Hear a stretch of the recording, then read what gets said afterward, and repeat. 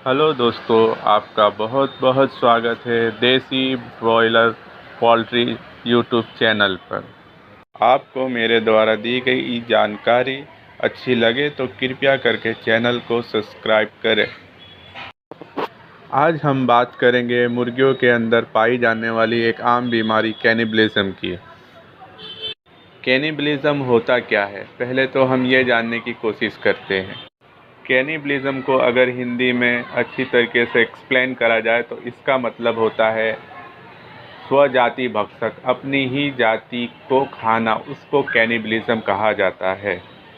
और ये कैनिबलिज्म की तकलीफ़ हमारी ख़ास करके देसी मुर्गियों के अंदर ज़्यादा पाई जाती हैं। कैनिबलिज्म के अंदर मुर्गियाँ करती क्या हैं? कैनिबलिज्म के अंदर मुर्गियाँ एक दूसरे का पंख नोचना और एक दूसरे को मारना चालू कर देती हैं। उसमें जो कमज़ोर मुर्गी होती है, ज़्यादातर मुर्गियाँ फिर उसी को मारना चालू कर देती है, जिसके वजह से वो घायल हो जाती है और उसका खून निकलने लगता है। मुर्गियों का कुदरती ये चीज़ है कि वो कोई भी लाल चीज़ देख के दोस्तों उसके तरफ आकर्षित होती है। जब दूसरी मुर्गी के अंदर खून निकलने लगता है तो लाल जगह देखकर दूसरी और भी मुर्गियां उसकी ओर आकर्षित होती है और वो भी उसको मारना चालू कर देती है, जिसके वजह से उस मुर्गी की मृत्यु हो जाती है। यही है कैनिबलिज्म दोस्तों। आखिरकार हमारी मुर्गियां अपनी ही दूसरी मुर्गी को घायल करना क्यों शुरू कर देती है, उसकी कुछ वजह है दोस्तों। अगर आप इस चीज़ पे गौर करेंगे तो आप इससे अपने मुर्गियों को बचा सकते हैं। पहली वजह है दोस्तों, सबसे अच्छा मैनेजमेंट नहीं होना, जगह की कमी होना, कम जगह में ज़्यादा मुर्गियों को रखना, समय समय पर उनको दाना पानी ना देना, कैल्शियम की कमी होना, दूसरे विटामिन्स की कमी होना, जो भी उनके शरीर को चाहिए उस विटामिन्स की कमी होना, ये सब की वजह से मुर्गियाँ स्ट्रेस में आती है और तनाव में आ जाती है। इसी वजह से वो दूसरी मुर्गियों पे हमला चालू कर देती हैं।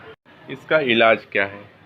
इसका इलाज बहुत ही सादा सिंपल है दोस्तों। सबसे पहले तो हम अपनी मैनेजमेंट को सुधारें, हवा उजास फार्म के अंदर अच्छे तरीके से आए, फार्म में मुर्गियों को ज़्यादा से ज़्यादा जगह मिले, उनके बीच भीड़ भाड़ ज़्यादा ना हो, कोशिश करें कि मुर्गियाँ कम से कम तनाव में रहें, उनको दाना पानी हर चीज़ उनको टाइम पे मिले, जिसके वजह से मुर्गी तनाव में ना आए। उनको फ्री रेंज में बाहर निकालिए, घूमने फिरने दीजिए, खेलने कूदने दीजिए। इससे मुर्गियों का तनाव कम होगा और वो कभी कैनिबलिज्म की ओर नहीं जाएंगी। अगर आप अच्छे से उनको विटामिन्स भी और मल्टीविटामिन सब दे रहे हैं, जो भी कैल्शियम वगैरह जो भी दे रहे हैं, जो उनकी ज़रूरत है, तो वो कभी ये सब चीज़ नहीं करेंगी। उसके बाद भी दोस्तों, अगर मुर्गियां एक दूसरे का पंख नोचना और मारना चालू रखती हैं तो इसका सबसे बेहतरीन तरीका है दोस्तों, उनका चोंच कट कर देना, डी बेकिंग जिसको बोलते हैं।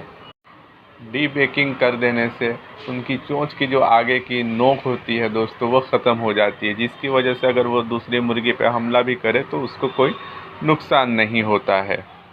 उसके बाद भी दोस्तों, डी बेकिंग के बाद भी आपको ध्यान रखना पड़ेगा, गौर करना पड़ेगा, क्योंकि हर 21 दिन के बाद उनकी चोंच फिर से अपने पुराने पोजीशन में आ जाती है।